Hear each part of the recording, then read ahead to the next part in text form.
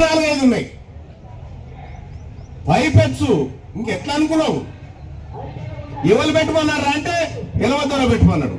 ఎవరు పెట్టమన్నారా అంటే రెడ్డి ఆయన పెట్టమన్నాడు.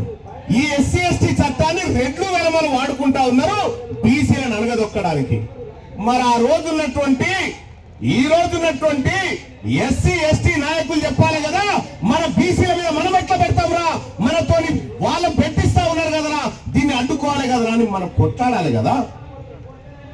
అది లేదు, అది లేదు. ఇలా బీసీలకు అట్రాసిటీ చట్టం రావడం కోసం ఎస్సీ ఎస్టీ నాయకత్వం స్టాండ్ ఏదో చెప్పాలి.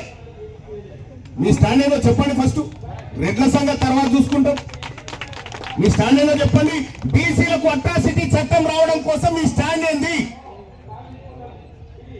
ఈ రాష్ట్రంలో ఎక్కడ ఒక దళిత బిడ్డ మీద, ఎక్కడ ఎస్టీ బిడ్డ మీద దాడి జరిగినా బీసీ సమాజం అంతా భగ్గుమండి ఆ కుటుంబానికి అండగా నిలబడ్డది కదా. మరి ఈ సమయంలో ఈ కుమ్మెరలో జరిగినటువంటి ఘటనకు సంబంధించి బీసీలకు అట్రాసిటీ చట్టం రావాలంటే మీ స్టాండ్ ఏదో మీరు తెలియజేయాలి. రెండో అంశం, ఇక దిశ చనిపోతే మరణాకి ఏదో పట్టుకుని ఇక ప్రియాంక రెడ్డి ఆమె పేరు, ఆమె చనిపోతే ఆమెకు దిశ అని పేరు పెట్టి సరే కొన్ని ఆ గౌరవాలు కాపాడదాం పేరు పెట్టి దిశ అనే ఆమెను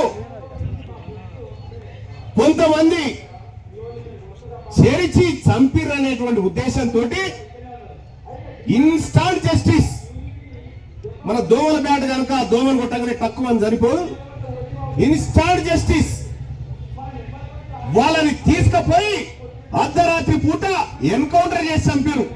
ఒక రెడ్డి అయిన బిడ్డను అత్యాచారం చేస్తే ఈ రాష్ట్రంలో 24 గంటల్లో జస్టిస్ వచ్చేసి ఎన్కౌంటర్ చేసి చంపారు.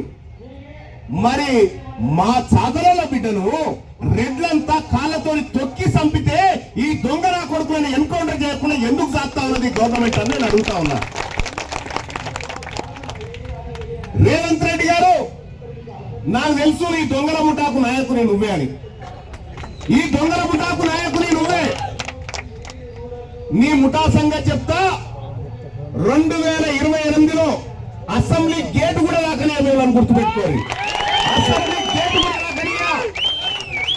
2029లో ఖచ్చితంగా తెలంగాణ రాష్ట్రంలో బీసీ ప్రభుత్వం ఏర్పడ్డ తర్వాత ఇక్కడ చెప్తా ఉన్నా సత్యమన్నా, కుమ్మెర గ్రామంలో జరిగినటువంటి ఘటన ఏదైతే ఉందో ఈ ఘటన ఇంకొకసారి చరిత్రలో జరగకుండా రేపటి బీసీ ప్రభుత్వం కుమ్మెర చట్టాన్ని తీసుకొస్తుంది. అదే బీసీలకు సంబంధించినటువంటి అట్రాసిటీ చట్టం, కుమ్మెర చట్టాన్ని తీసుకొస్తాం.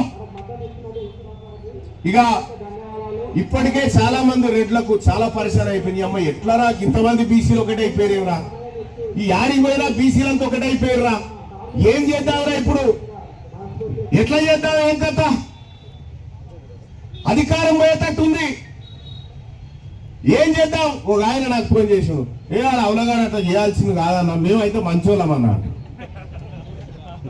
వాడు అట్లా చేయాల్సింది కాదన్నా, మేమైతే మంచోళ్ళం. మంచోడెవరో చెడ్డోడెవరో అలా మాకు తెలుసు. మంచోళ్ళంతా మా దిక్కే ఉన్నారు, లంగలే ఆ దొంగల దిక్కున్నారు. ఇవాళ రాహుల్ గాంధీ గారు వీడికి వచ్చారు, శంషాబాద్ ఎయిర్పోర్ట్ లో దిగి వికారాబాద్ పోయిండు.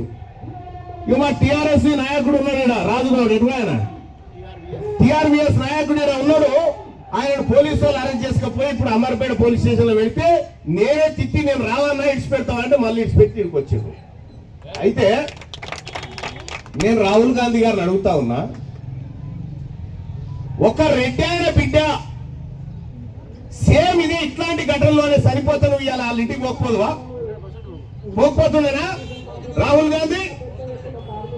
ఇవాళ కుమ్మెర ఘటన ఈ తెలంగాణ రాష్ట్రంలో బీసీల గుండె కలిసి వేసినటువంటి ఘటనలో నువ్వు కనీసం నీ ముఖ్యమంత్రి రేవంత్ రెడ్డిలో మాట్లాడరా?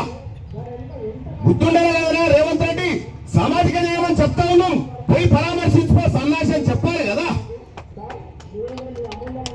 ఆయనకు తెలియని రాహుల్ గాంధీ గారికి పిల్లలు ఉంటేనేమో బాగా తెలుసు,